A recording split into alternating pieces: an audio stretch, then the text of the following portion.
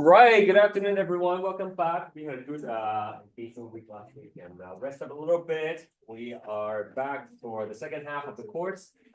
In case you forgot about it, the first half of the course is no longer going to be testable. Right?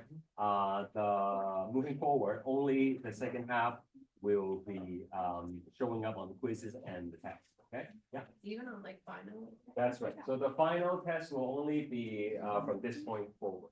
Okay. How many more quizzes do we have? Do you guys know?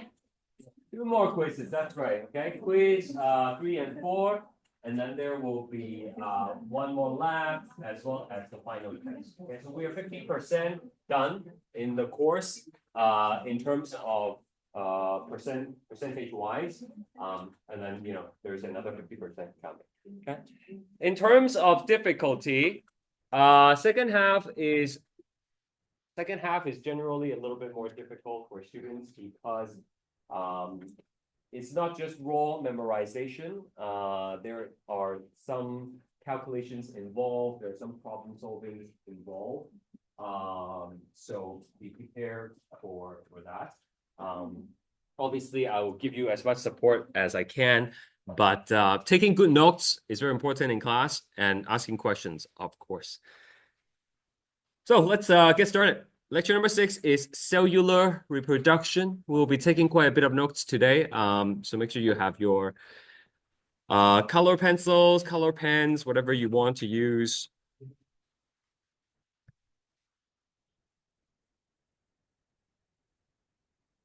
We will begin with a little bit of history regarding how DNA was discovered as the molecule for inheritance.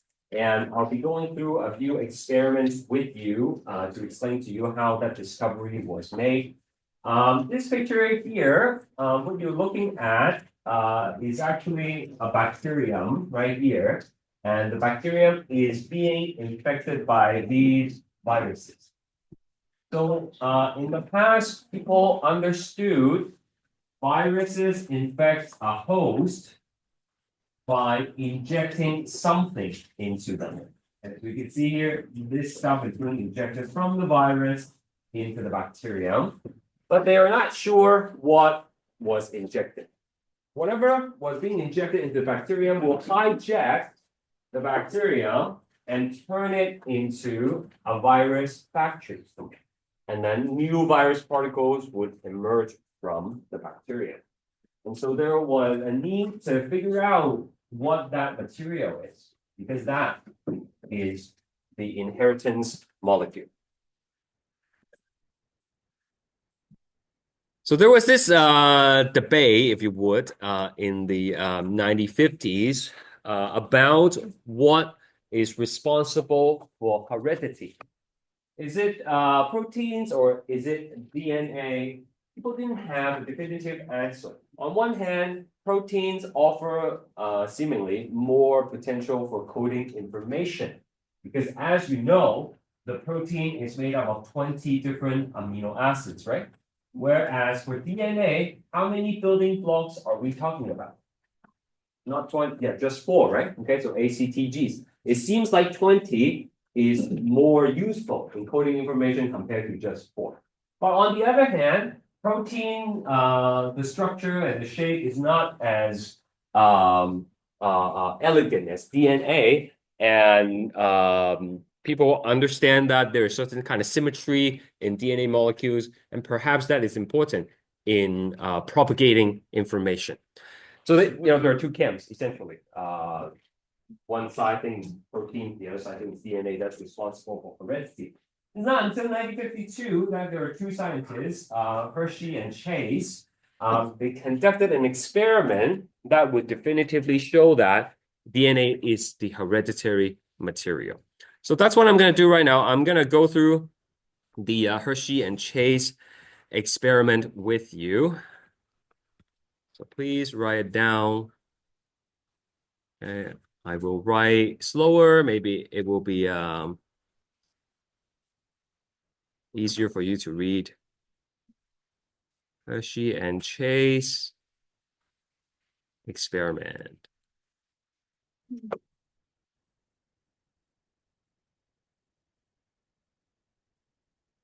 What was the purpose of their experiment? Let's write down.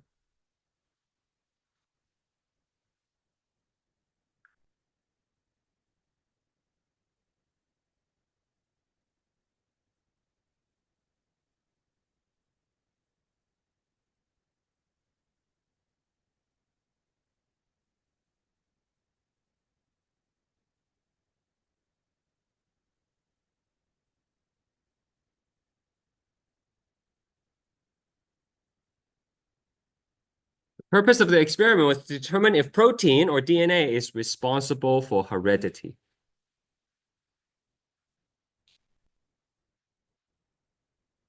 Sorry, I spelled that wrong. Heredity.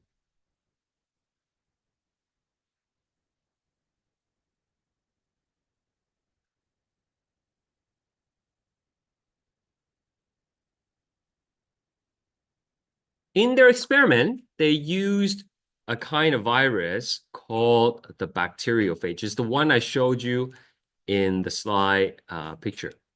It looks like this.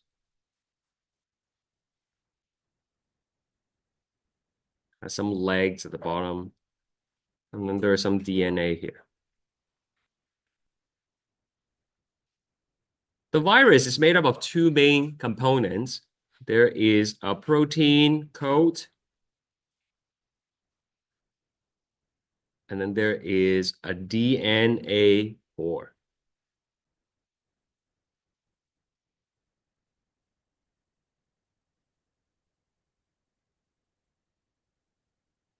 Like I said, the virus will infect bacteria, and then it will inject something into it. It will turn the bacteria into factories, and then new viruses will come out. Okay.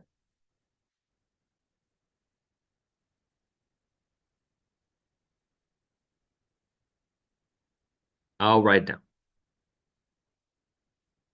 By the way, this guy is called a bacteriophage. They only infect bacteria, not human. So when the virus infects a bacterium, something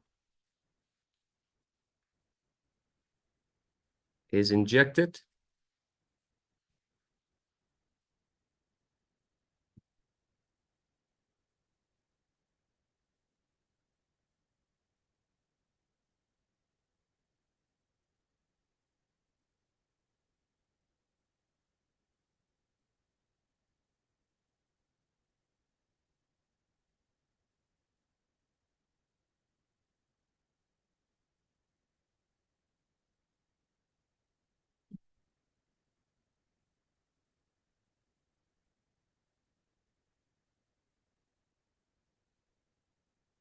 So that's what they try to find out. They want to know if it's protein that gets injected or if it's DNA that gets injected. Wherever that gets injected, that's the hereditary material.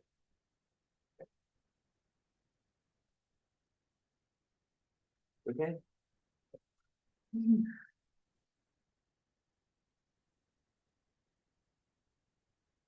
All right. So these scientists, they grew two batches of viruses. Okay, so they have viruses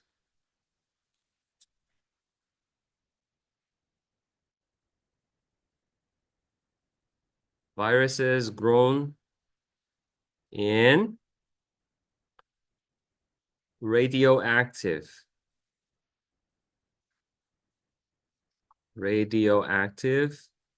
sulfur. Okay, this is not your normal sulfur. Normal sulfur, if you look it up on the periodic table, is 32. This is sulfur 35. Okay. And then they have another batch, which are viruses grown in radioactive phosphorus, and it's phosphorus 32. When something is radioactive, it means you have a way to track it. You will be able to detect it and see where it goes.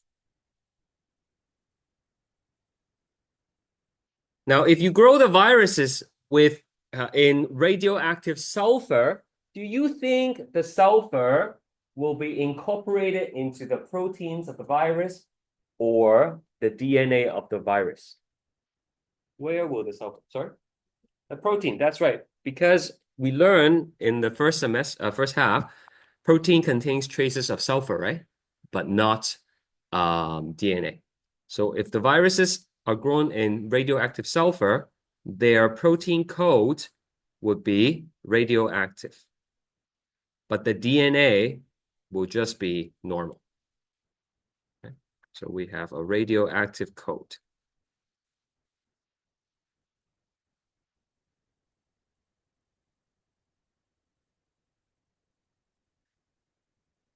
On the other hand, if you grow the viruses in radioactive phosphorus, there are no phosphorus in protein, but of course you have phosphorus in DNA. So now you would have radioactive DNA core.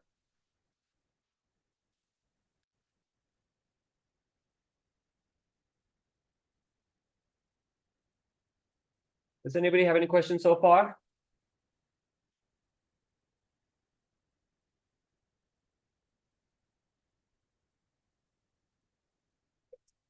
So they infected the bacteria with the viruses, either with the first batch or with the second batch. And they put the mixture with the viruses and the bacteria, they put that whole mixture into something like a blender, okay? And the blending force is going to separate the mixture by mass. So heavier stuff will sink to the bottom and lighter things will float to the top. So let me ask you, what's heavier? Are the viruses heavier or are the bacteria heavier? The bacteria are heavier, right? Because they're much bigger in size, right? Okay. So when you spin them down, the bacteria will go to the bottom and then the viruses will go to the top. Now I'll just draw it on the side here so that you understand it. Okay, this is a test tube.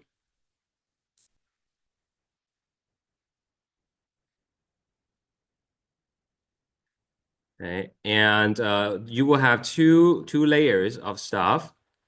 Okay, and on the top here, you will have parts of the virus that didn't enter the bacteria.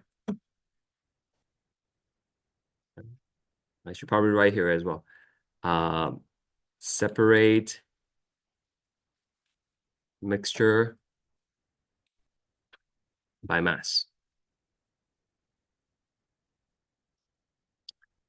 And at the bottom, you would have the bacteria, since they're heavier, plus whatever was injected into them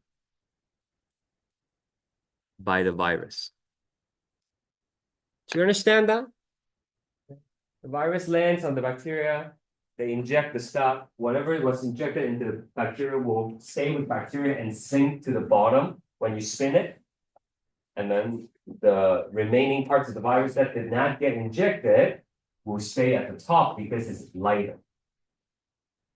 And then they want to figure out what was injected and what was not.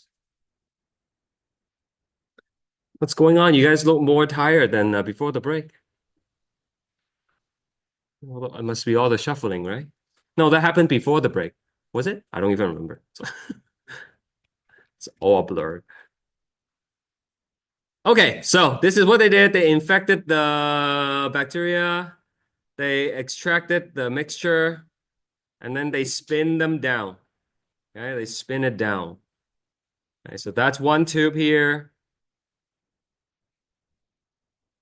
And then this is the other tube. Okay.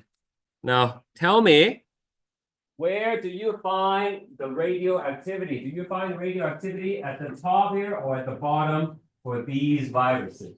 Remember, their protein codes are radioactive, but not the DNA. So, do you think the radioactivity would be number 1 at the top or number 2 at the bottom? What do you think?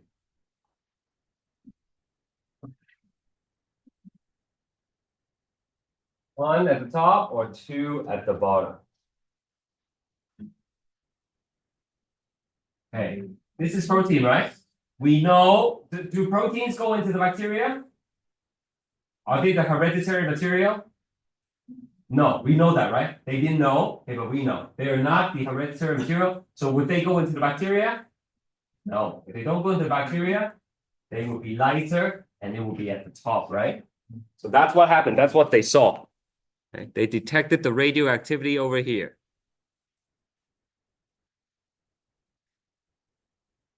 But not the bottom.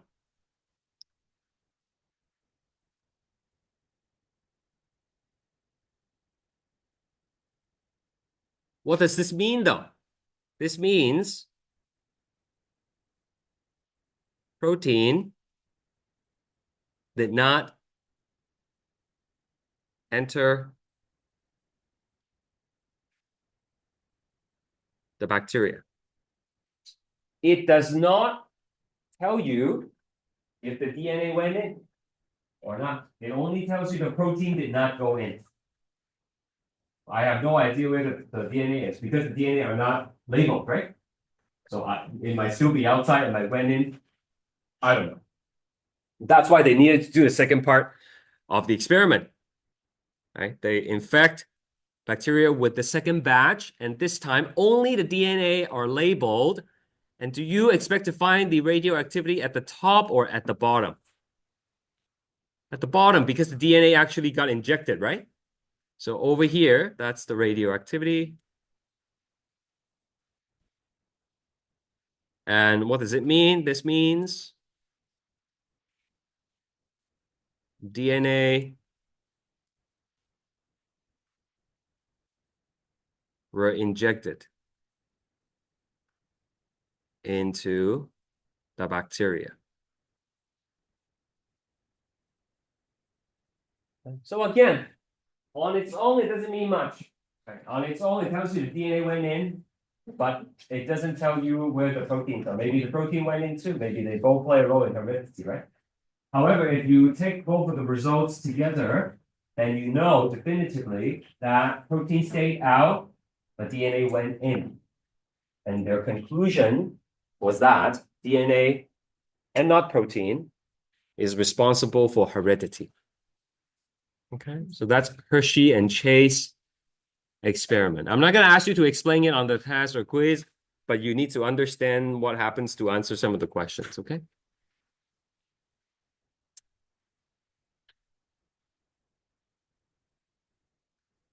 All right.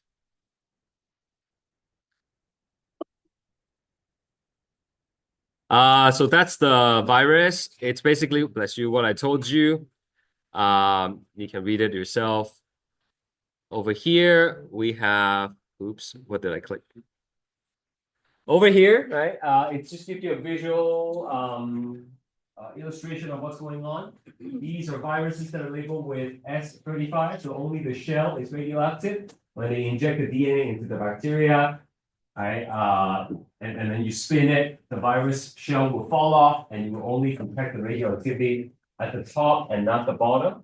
And then it will be the other way around when you use the radioactive phosphorus instead. Okay, now people knew DNA is responsible for heredity, and there was a race to determine the structure of DNA. And Rosalind Franklin was a scientist who used X-ray to first determine DNA is a double helix structure. So by using X-ray and crystallography, she was able to conclude that it is a double helix. But then she died of cancer before she could finish her work. And later on, Watson and Craig, which is these guys over here, they continue with her data. and build a scale model of DNA. So that's the first time people were able to see DNA in a full scale correct structure, and they later on went on to win the Nobel Prize. All right, then we're gonna move on to the next experiment, which involves figuring out how DNA replicates. Okay? We know DNA needs to be copied and passed on to the next generation, but how does it happen? Right? There were three proposed models, which I'll show you, and then these guys, Messelson and Stahl, that's their name. They are the ones who did an experiment to show which one was correct. But first, the purpose of DNA replication, right? We all need to copy the genetic material before a cell divides. Why do we need the cell to divide? Well, there are various reasons. First of all, we have a lot more cells now than we did when we were first born, right? So all those extra cells has to come from cell division. You might remember one of the parts of the cell theory states that all cells come from the division of pre-existing cells. So every time the cell divides, it must copy all of its genetic material, and then you can pass it on. And this is a faithful copy of the original cell. Okay. If you make a mistake, if you copy the ACTG wrong, then you might end up having a mutation, and that could lead to undesirable outcome. Okay. So that's why we have to do DNA replication. Now let me just take the note for you with you to help you understand what's going on here. And you really need colors for this. So three proposed models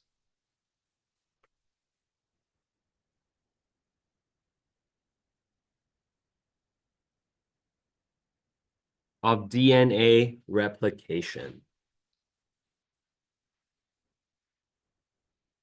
Now, please follow the same color because the diagrams on the slides is going to have the same color as well. If you use something different, it's not going to make as much sense.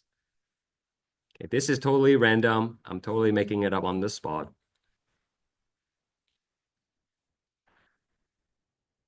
Now, that's one strand of the DNA. Are you able to tell me what's the other half? I hope so. What's the other half? Okay. T, A, and then what?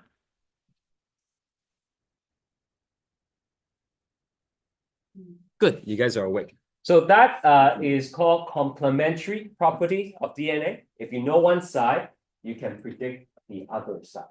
All right. So let's say we want to copy this DNA. We want to make a copy of it so that you can pass it on to the next a cell when the cell divides. There were three proposed models of how this happened. The first one is called semi-conservative. Semi-conservative. There might be a dash there, I think. Semi-conservative. Okay, maybe watch first, and then I'll give you time to copy. Okay, watch. Semi-conservative goes like this. You take the original, and then you're going to separate it, and then you're going to build the missing half using the original template. So this is this is A, then it must pair with the T, and then A, so on and so forth. So by using the original as a template, you create the missing half. Similarly, you can build the missing half here in the same way.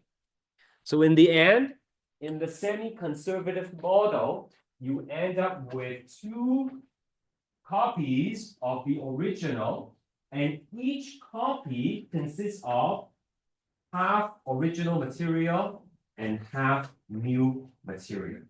That's why it's called semi-conservative. Only half of it is original. Only half of it is conserved. Do you understand? And so copy that and I'll show you the other two models.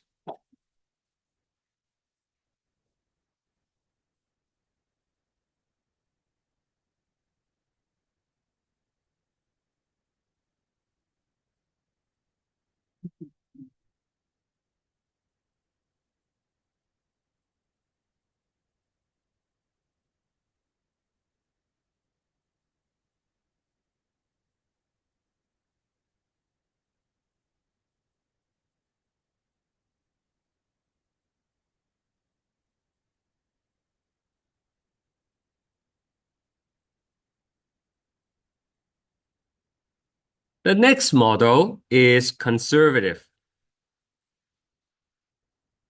Conservative. And conservative goes like this.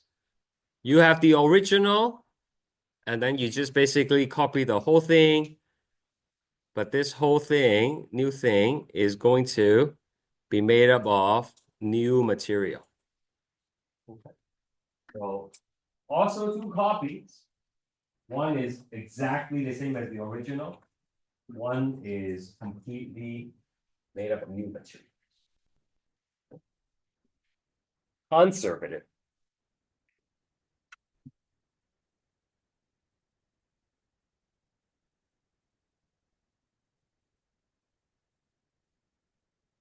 And the last model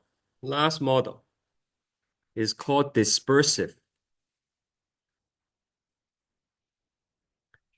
Okay, this one is a little bit hard to draw, but it goes like this.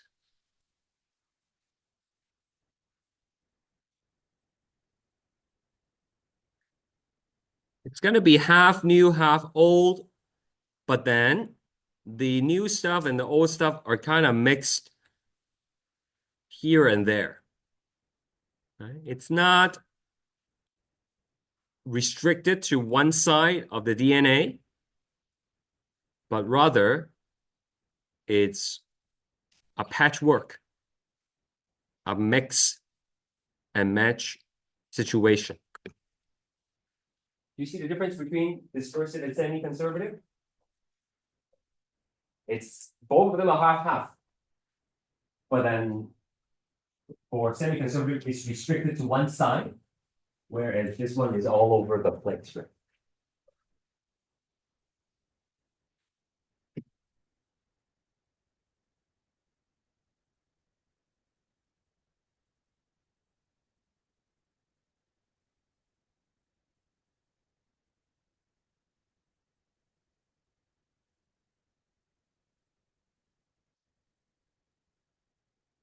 I'll pass the attendance for you guys as well. Today is March 4th, okay?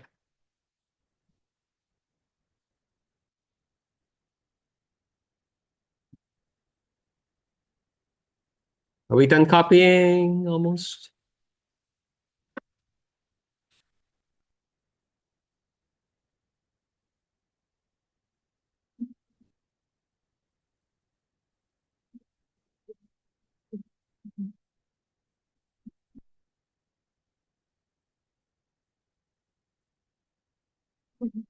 Okay.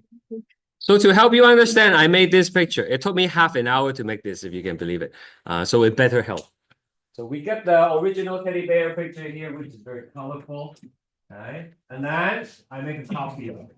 Do you think this is conservative, semi-conservative, or dispersive for the top one?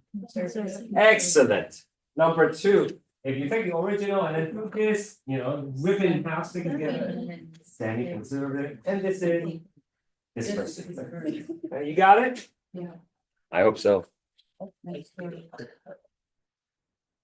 Okay, so now we're gonna do Messelson and Stahl's experiment. Messelson and Stahl. I can never spell their name right, so I'm just gonna copy it. There we go.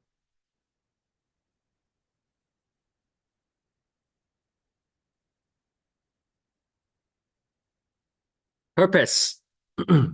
Always have to remember why they are doing an experiment. Purpose is to determine Determine the correct model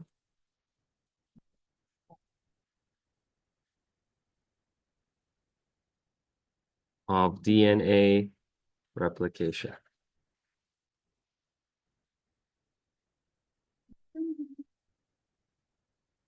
Who are the other two people at the beginning? Anybody remember? Hershey and Chase. Okay. Chocolate. Okay. Hershey. Chocolate. And that experiment was to figure out whether it was DNA or protein, right? That is responsible for hereditary. This one is to determine the correct model of DNA replication. All right, I'll give you the quick version of it.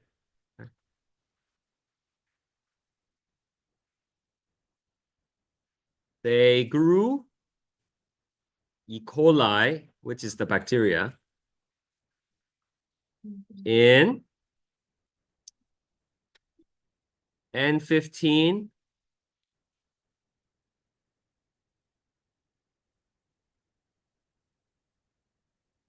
for several generations. How heavy is regular nitrogen? Anybody remember from chem class? Nitrogen. How heavy is nitrogen? Are you guys there yet? Have you guys learned atomic mass? Yeah. But just nobody would remember nitrogen. No, I don't. Yeah, that's okay. It's useless information. You can look it up. Why remember? No, you should remember. Okay. It's 14. Okay. Normal nitrogen is 14, but this is heavy nitrogen. Okay, N15. Remember we talked about isotopes? Yeah. Isotopes are atoms of the same element with different number of neutrons. Okay, so these are heavy nitrogen, and E. coli is a bacteria. They divide under optimal condition. They divide every 20 minutes or so. So they let these E. coli grow in N15 for several generations. Okay, so one divides into two, and then two divides into four, and so on and so forth. They do it for several generations. What that achieves is that after several generations, because the medium they're growing in only has the heavy nitrogen, all of their DNA will now contain only heavy nitrogen. It will basically make their DNA heavier compared to regular DNA. All right, so they grew E. coli in N15 for several generations to make sure all their DNA are all their DNA contain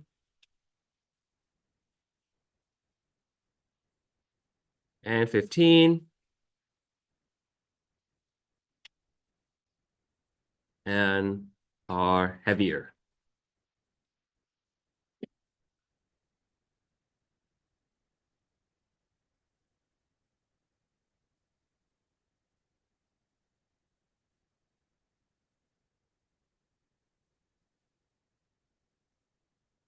The E. coli were transferred to N14, the normal stuff, and allowed to divide for one generation.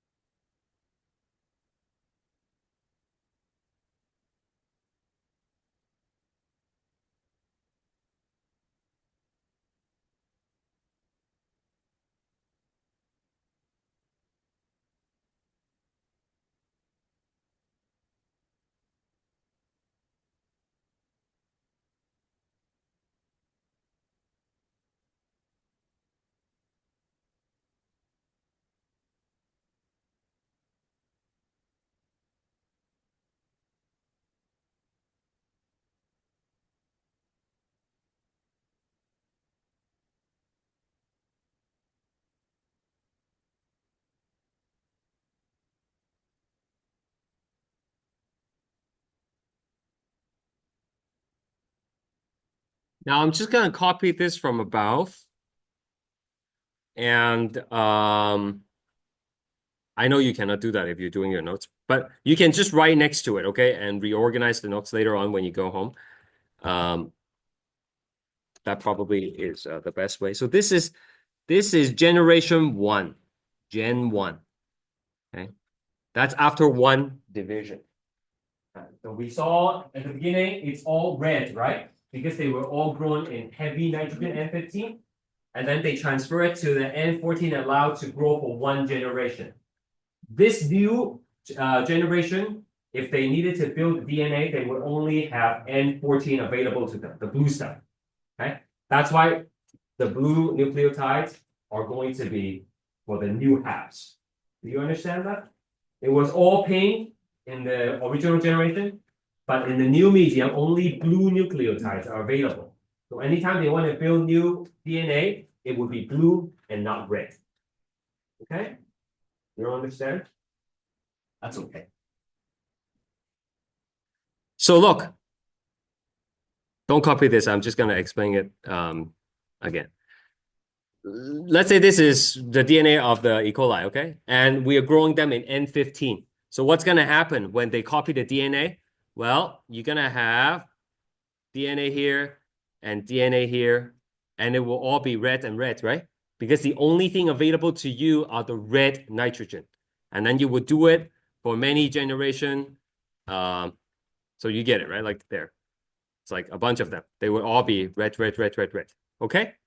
However, if I take the bacteria after growing for so long in the end 15, and then I transfer it to a new medium, and this new medium only has ACTGs available in blue. Okay, only have ACTGs available in blue. This time, when I copy my DNA, when I build the new stuff, I would have to be using the blue nucleotide, the N14, and not the 15, right? That's why there are 2 colors.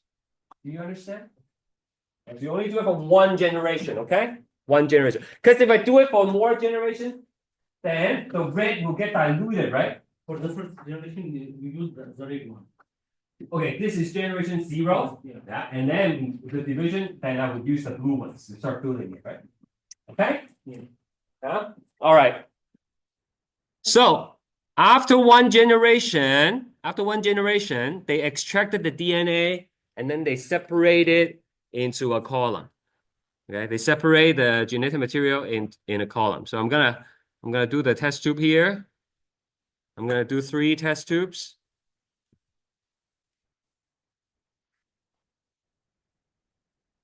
Okay, I will do the easy one first, the conservative. Okay. How heavy is this DNA? What number is it? There are only 2 types of nitrogen, right? So this is 15, right? It's 15 and 15, right? 2 strands, right? How about this one? 14, 14. So do you expect the 15, 15 to be at the bottom or at the top? Because heavier stuff goes to the bottom, right? Okay. So if conservative model is correct, you would expect to have a bottom band as well as a top band. Right? What about semi-conservative? Do you expect to see a top band, a bottom band, or a middle band? Middle is correct. How heavy is this? Is this 15, 15? No, this is 15, 14. So it's not as heavy as 15, 15, but it's not as light as 14, 14. You understand? 14 plus 14 is 28, right? 15 plus 15 is 30. So 14 plus 15 is somewhere in between, 29. So when they spin it down, you would expect to see a mixed band in the middle. You with me? How about for dispersive? Where do you find it? Top, middle, or bottom? Not the right answer.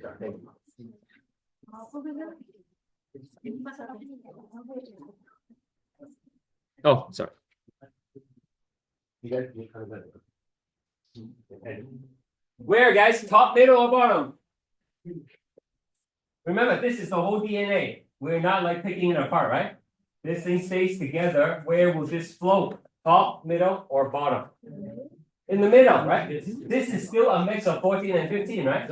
It doesn't matter whether it's like all on one side or everywhere, right? The overall mass is still the same. Do you understand that? Okay, so this is gonna be like that. Okay, these are the expected result. Okay, what was the actual result?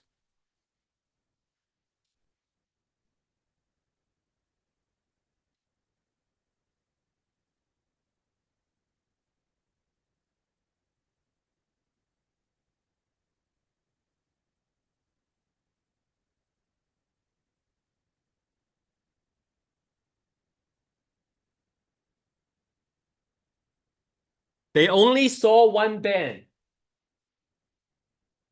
What does that mean? Which of these are incorrect for sure? They only saw one band. So which of these models are definitely wrong? That's right, conservative is wrong. However, they cannot conclude whether semi-conservative or dispersive is correct. Okay? They saw one band. You know conservative is wrong. But I can't tell which of the other two is correct. Okay, so this meant the conservative model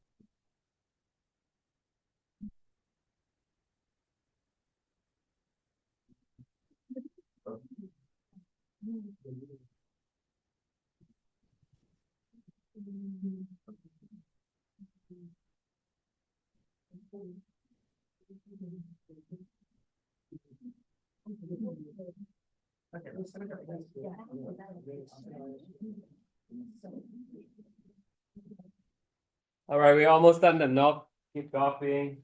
And we'll go on.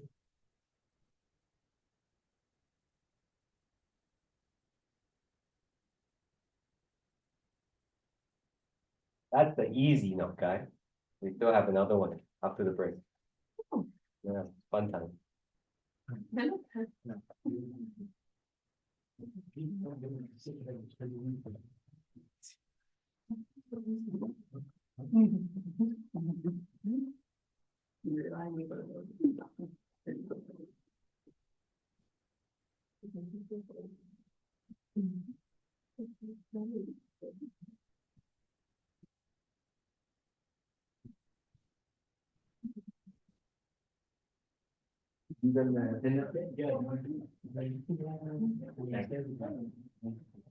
Okay, let's follow this for one more generation.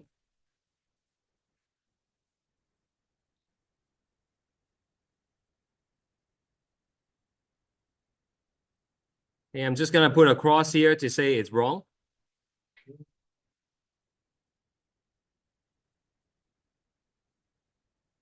Okay, let's take a look here. What's gonna happen with the semi-conservative model? Watch, please. Casey. Okay, let's see over here. What's gonna happen is we're gonna take this DNA from the first generation. We're gonna separate it. Oh my God.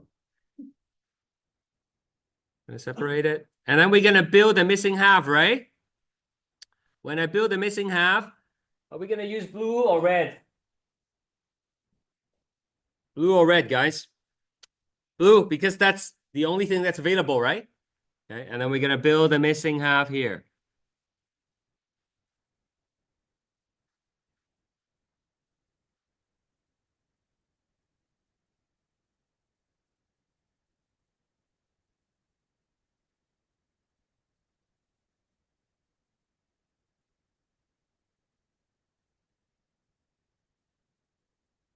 And then we're gonna extract the DNA.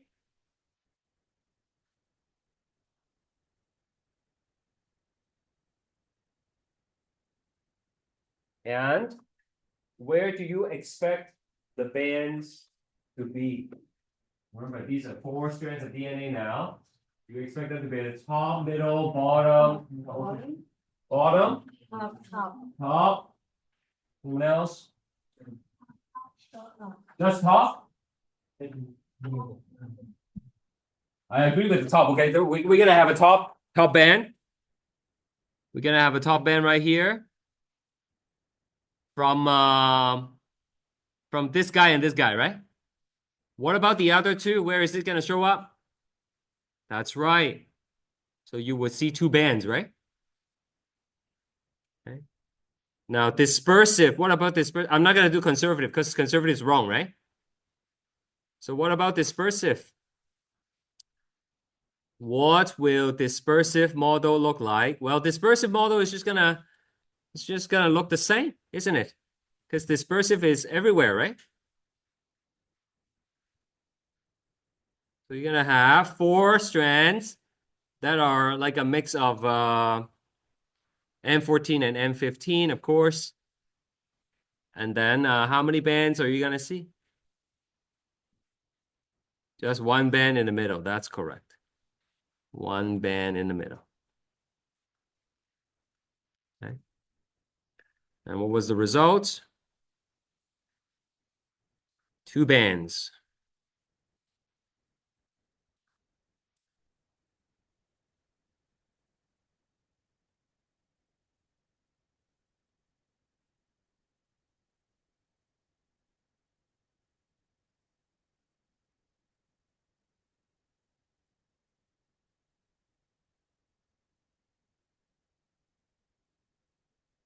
This is incorrect.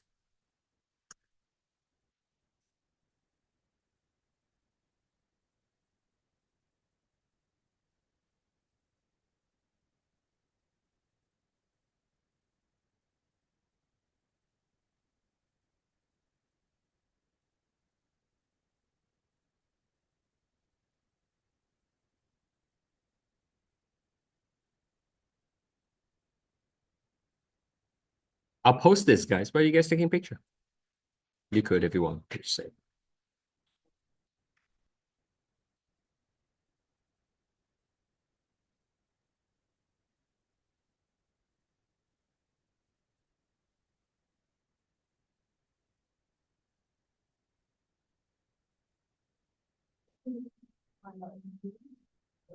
What was that?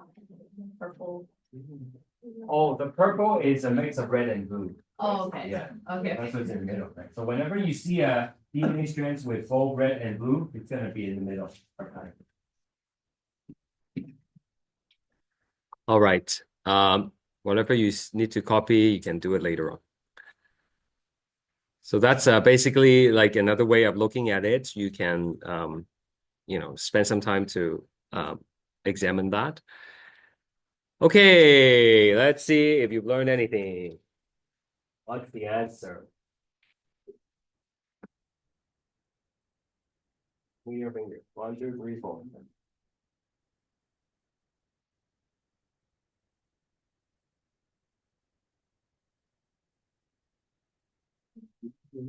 Good.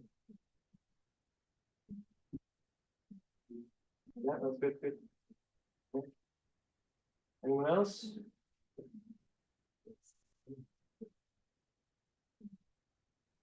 Yep.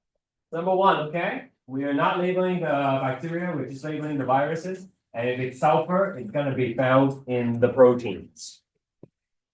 Next one is harder.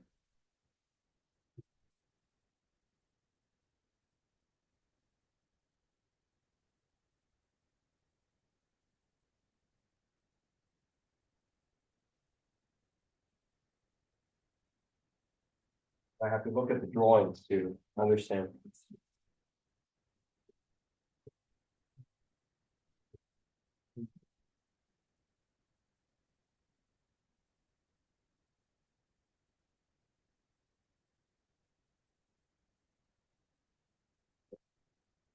Next guess will be 50-50. Yeah. That's right.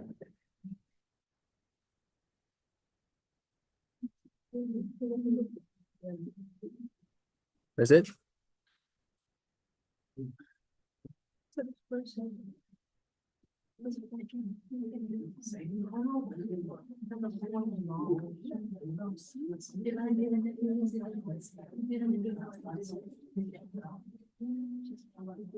No. No. Okay, let me show you. Okay, the question is asking what if it's conservative, right?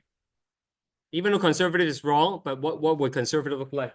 Well, let's see. This is conservative. How many bands from the first generation? Two bands. One at the top, one at the bottom, right? How many bands for the second generation? Four. Two bands. These are all going to be at the top because they are all lighter, right? And then you will have the heavier one. Okay, so you have two bands and also two bands. These are not going to be separate bands because they are both, they're all 14, right? Okay. So the answer would be A. Understand? Okay. So you have to figure out what the solutions would look like for the different models. All right, next we're gonna be doing mechanism of DNA replication. But why don't we take a quick break first, just 5 minutes for you to recharge, and then we will continue.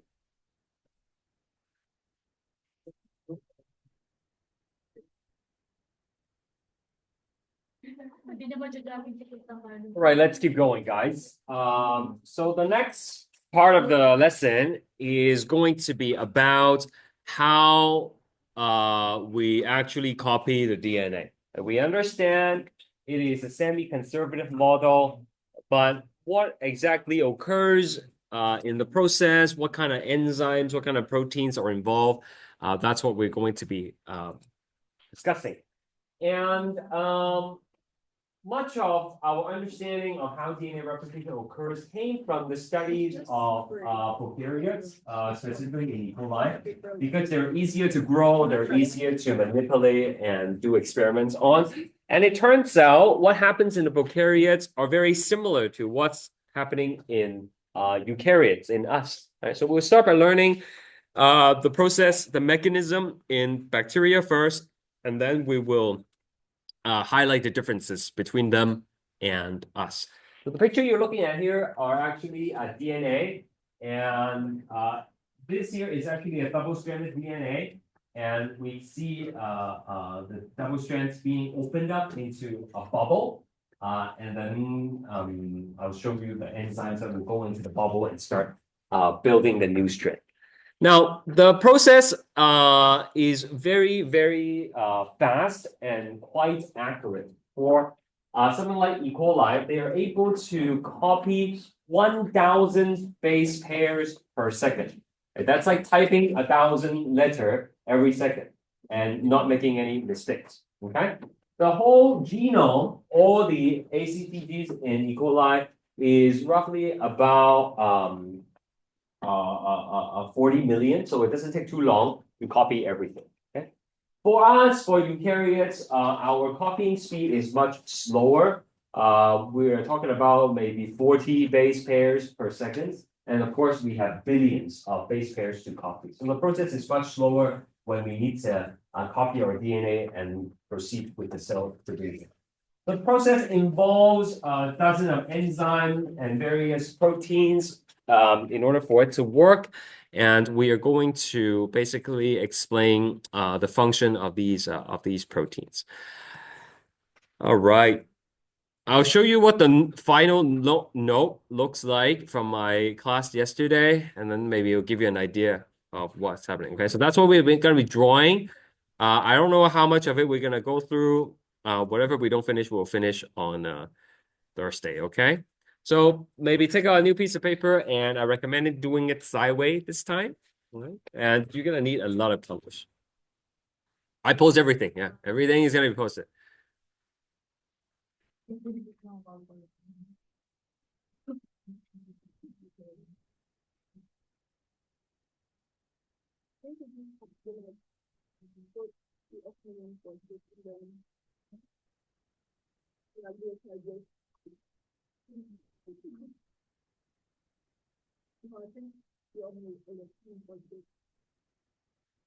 Okay.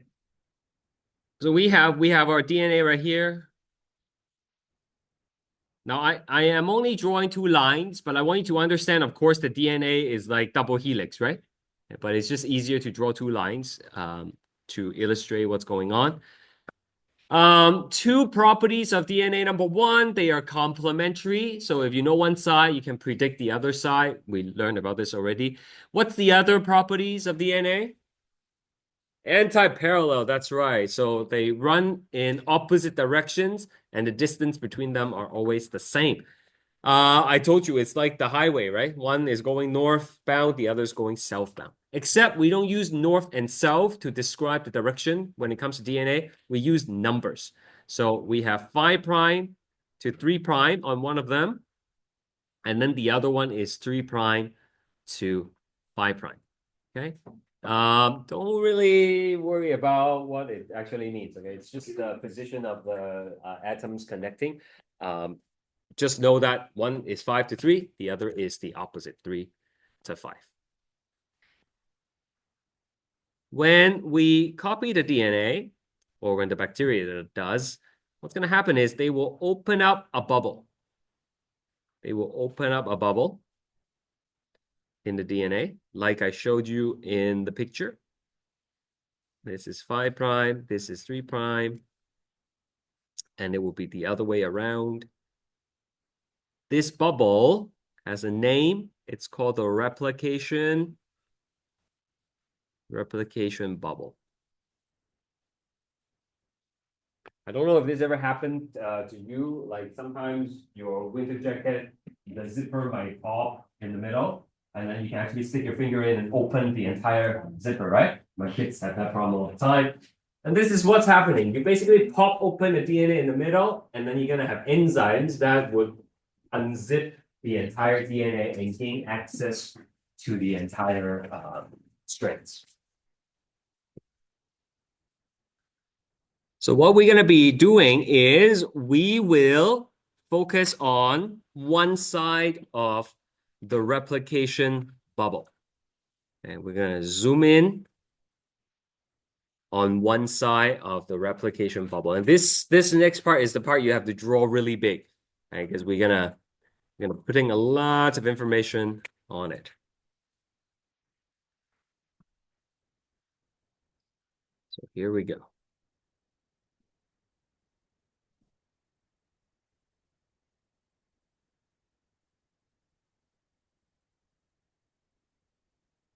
Five prime to 3'. And then on the other side, it would be opposite. It's always opposite, never the same number on opposite strands. Now this is going to be a double helix. I just want to remind you. So I'm going to, draw a few twists and turns there.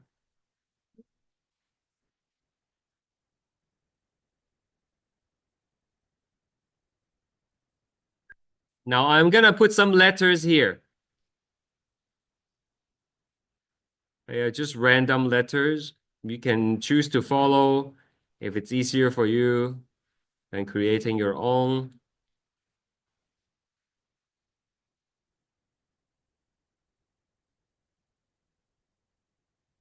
Okay, but whatever you make, you have to make sure the other side is complementary, right? So maybe it's just easier to copy what I have. This is not just for show, okay? Like these letters actually will add to the value of the note.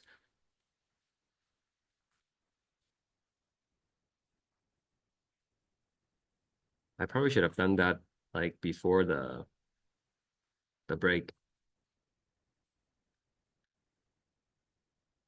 Okay.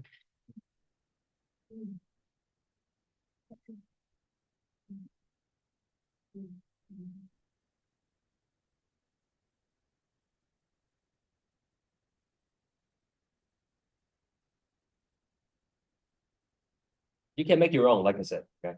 If it's easier. You just have to make sure it's complementary on both sides.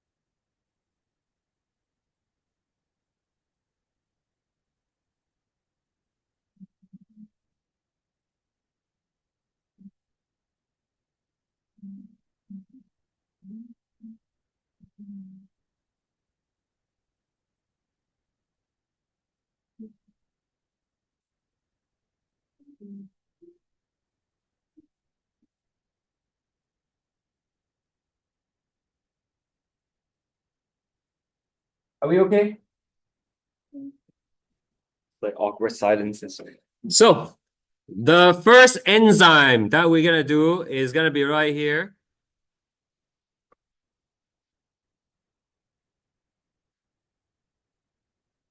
So this is called helicase.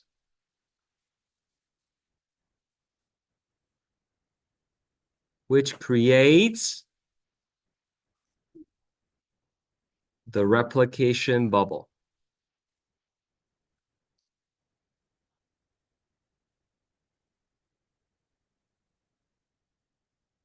And unzips the DNA. It's like the thing you zip your zipper with. Basically, hang on to it, and then you can go and unzip more. You would have one helicase over here to unzip in this direction. You will have another helicase to unzip in the other direction. Okay? Please start memorizing the function of these enzymes. You will need to know them for your next quiz. Oh, I said start memorizing these things because it will be on your next quiz. Now, the two strands of DNA are attracted to each other because the A's wants to connect with the T's and the C's wants to connect with the G's, right? So even after you unzip it, these two strands would have a tendency to come back together and form the double helix again. We do not want that.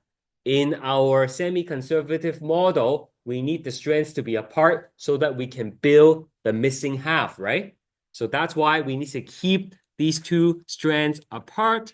And then we have these proteins to do that for us. Okay, you can use whatever color you want, doesn't really matter.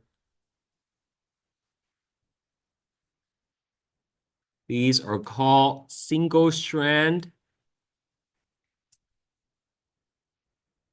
binding protein.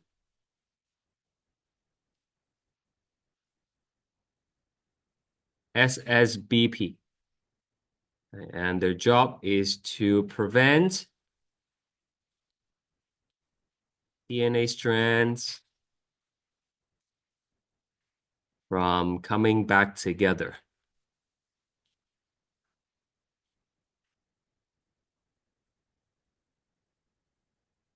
Okay, you gotta keep them apart.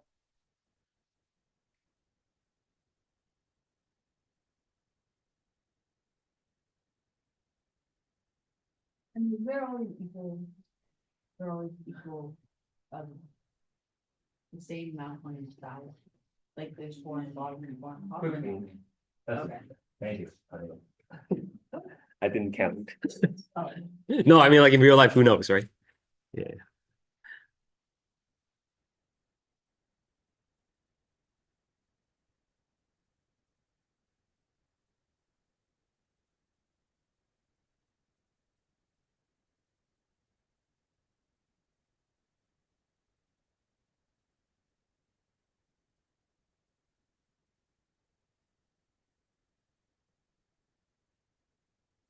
You okay, Onikachi? Oh, okay.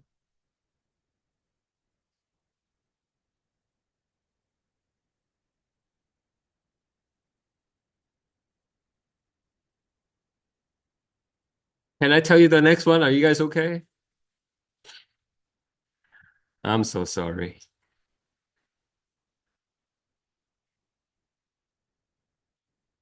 All right. Now, as you are unzipping the DNA, because the DNA is already double helix, when you unzip it, it actually causes it to twist a little bit more, and it's easy to get tangled and snap. So you need to have another enzyme to kind of relieve the tension that's being built up As it's being unzipped. So that's gonna be our next enzyme. Again, use whatever color you want. Doesn't really matter. And so we have an enzyme here. I don't think that shows up too well. Let me just go dark, shade darker. This is called gyrase. So gyrase is there to reduces tension.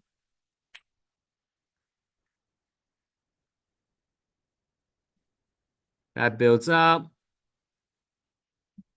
as DNA unzips.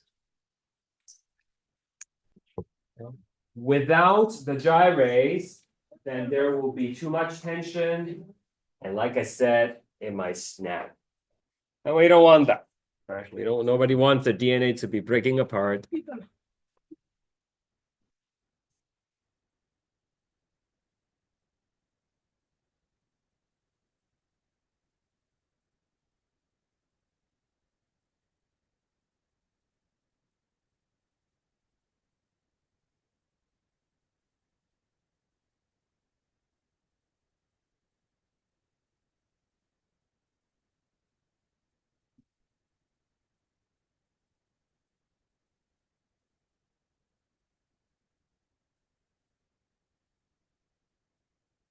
All right.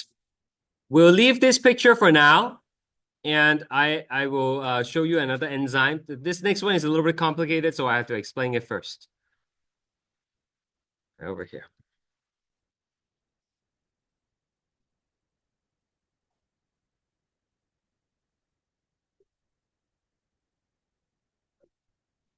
No, just keep writing if you can. Yeah.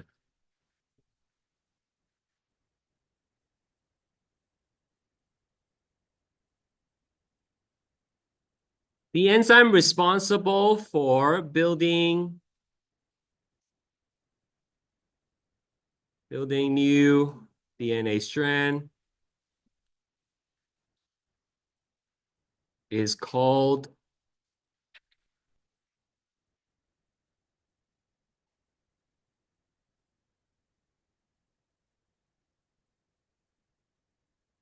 DNA polymerase 3. Okay, if it's an enzyme, it's ASE.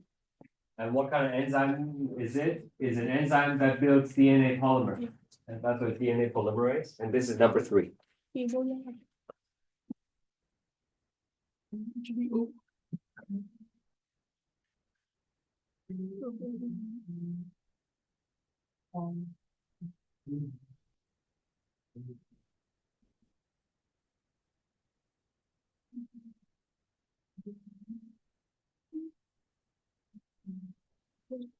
Now, this enzyme is a bit problematic. It has two limitations, two problems with it.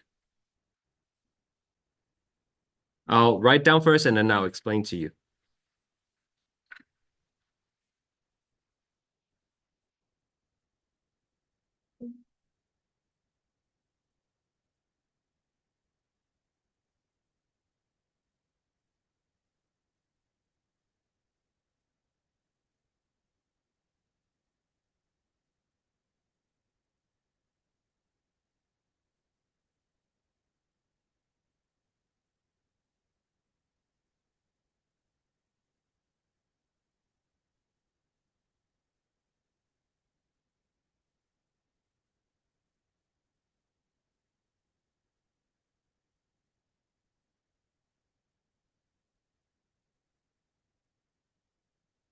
The problem number 1, it cannot start the process by itself, right? What that means is it's like my kids, okay? Like they come home with a homework sheet or something, and then there are like 10 questions, whatever, okay? And I'm like, do your homework. But then they won't do their homework. Okay? They're like, I don't know how to start. Okay. So then I would sit down with them and then I would do a few questions with her. And then I'm like, are you okay now? Do you know what to do? And then they're like, yeah, okay, I get it. And then they will be able to do the rest. Okay.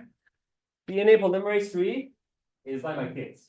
They cannot do the DNA replication on its own. Something needs to come and do a few examples with it first. Okay, I'm going to show you what that something is in a second. Just remember this analogy. Number two, you can only build DNA from 5' to 3' direction. Okay. As a loose analogy, is like this. If the homework paper is actually really long, and then there are more questions like here, if I start here, and then my kid takes over, they will only be able to go down. They would not do the questions before. Okay, like if I want them to do these questions, I would have to sit down with them again and do a few, and then they will be like, okay, I'll do the rest. Okay, so we can only go in one direction and not both directions. Okay.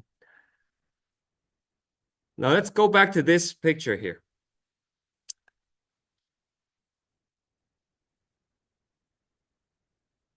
All right, listen first and then copy.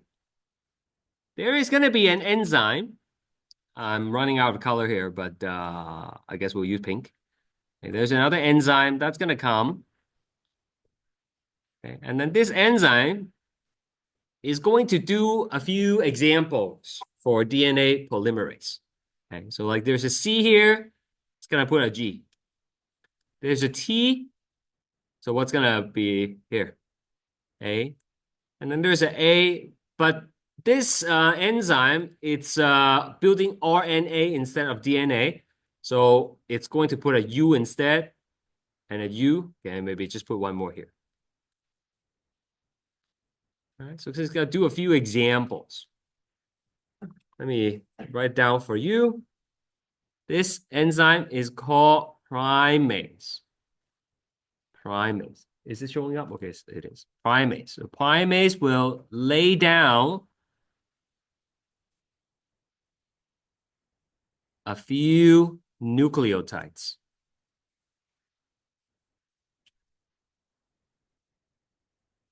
Going to do a few examples to solve polymerase III's problem, right?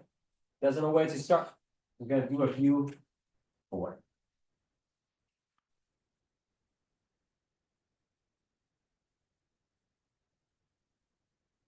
To form the RNA primer, which is this guy, the primer. Now I need you to work with me here to make sure that you understand. This is one side of the DNA, and then we're going to build a new strand, right? The direction here is 3'. So what number should I put over here for this little thing here? Should I put 5 here or should I put 3 here? 5, because it's always opposite, right? Okay. Now keep it looking. I'm gonna put the 5 here, and then I'm gonna put 3 here.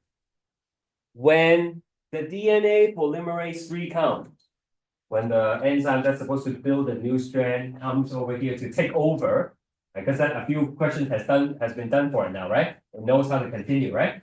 I want to ask you, which way is it going to build? Is it going to build to the left or is it going to build to the right? Well, let's see what it says here.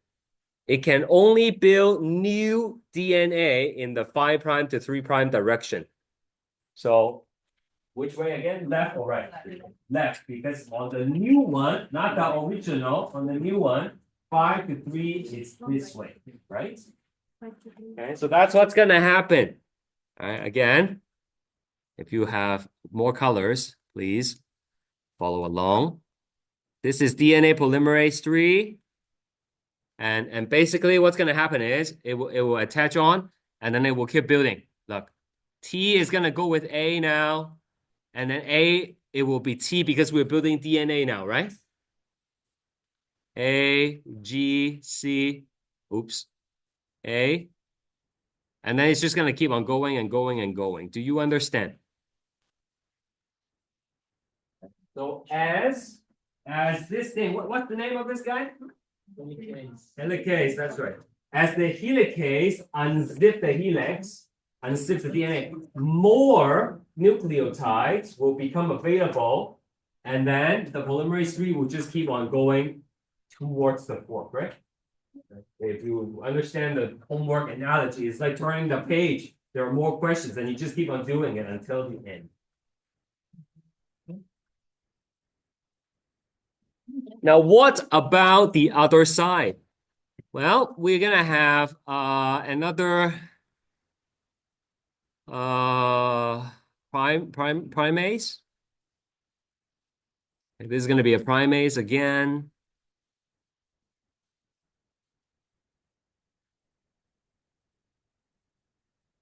And it's gonna be laying down a few nucleotides.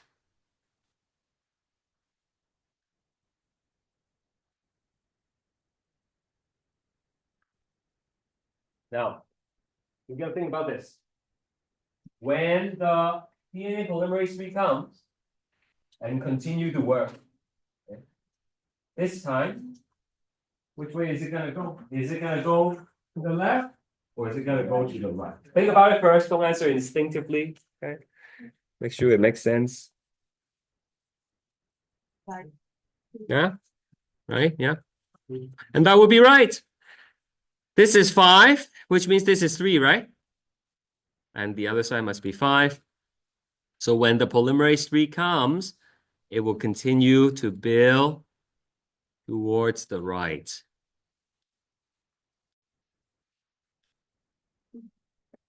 Okay, in case you forgot, this guy is DNA polymerase III. Now you must be wondering, I hope you must be wondering, what about this stuff? Right? Who's gonna copy this stuff, right? It's not being created. And when we unzip, we're gonna get more nucleotides. It cannot move backwards. So how do we copy them, right? Well, the solution is actually not too difficult. You would need to have another primase. Okay, so another primase might come and then it will lay down a few nucleotides. And then another polymerase III will come and then it will build. And same thing, if you open up more, then you're gonna need another primer. And then another polymerase will come and then build. So the top strand, the top half, is being built continuously, right? With no breaks. However, the bottom half, we have to do it a little bit at a time. Right?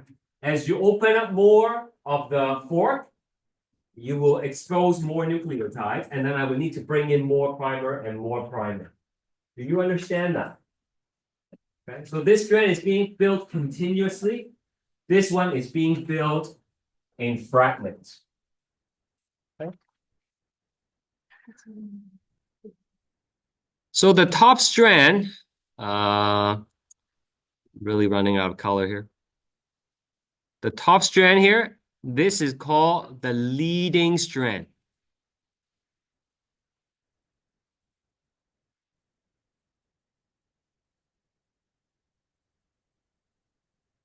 And the bottom strand, because it's being built discontinuously, it's called the lagging strand. Lagging strand. So leading strand is built continuously.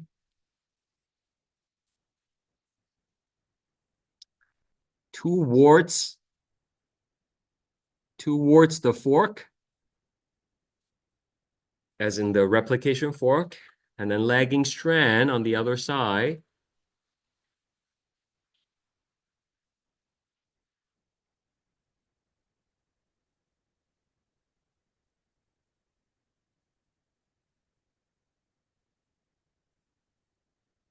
Built discontinuously away from the fork.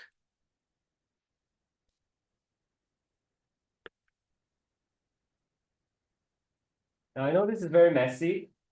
Just copy it down first, and then I'll clean it up for you in one big diagram, and then it will be it. Just 5 more minutes, okay? And I will go.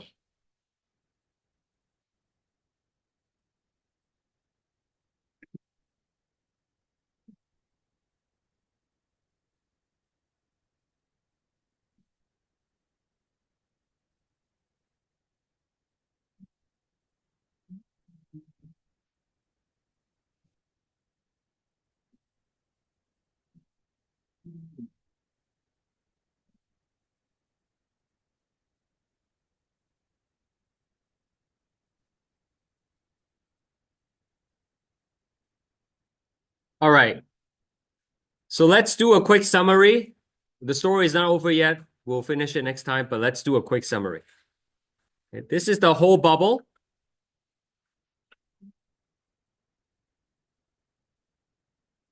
Five prime to three prime to five prime.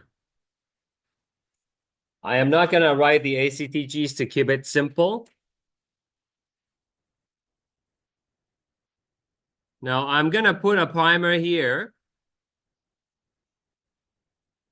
And hopefully you understand, because it's 5 to 3 on the top, then 5 to 3 is the opposite direction here, right?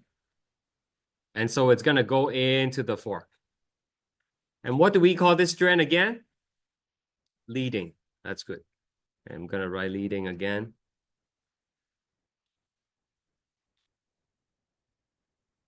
The other one at the bottom, we put a primer here. And this time it is going to move to the right, right? So actually, this is, what strand is this? No, this is also leading, you see? Okay, I see where the confusion is, right? Before, we were only looking at left half of the bubble, right? So it was leading at the top because it's filled continuously and lagging at the bottom, right? But then on the other side, it's leading at the bottom and then it will be lagging at the top. I will show you. So over here, I have to put another primer and another primer and another primer, right?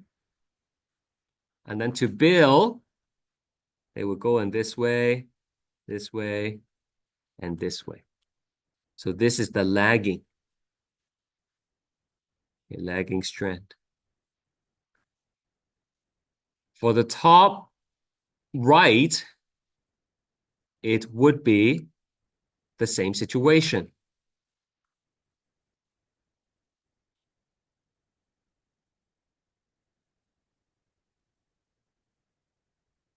So this is going to be the lagging. So don't remember it as like top is always this, bottom is always this. What you can use instead is it filled continuously? Does it have any breaks? If it has breaks, then it's lagging. If it's filled in one go, then it's leading. If it's going towards the fork, then it must be leading. And if going away from the fork, then it must be lagging. Okay? But you see, after it's lagging for a while, then it becomes the leading on the other side, because now you're going towards the other fork, right? Okay. One last thing, and then we're going to go. These fragments have names. Okay, I don't know what color to use. Hot pink, I guess. These fragments, they are called Okazaki fragments. It's named after the Japanese scientist who discovered it. Okazaki fragments.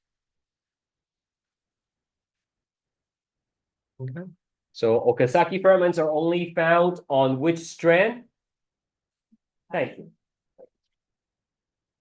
Okay, that's plenty of stuff for you to remember and study already. We'll finish the story on Thursday, sorry. Take it easy, guys.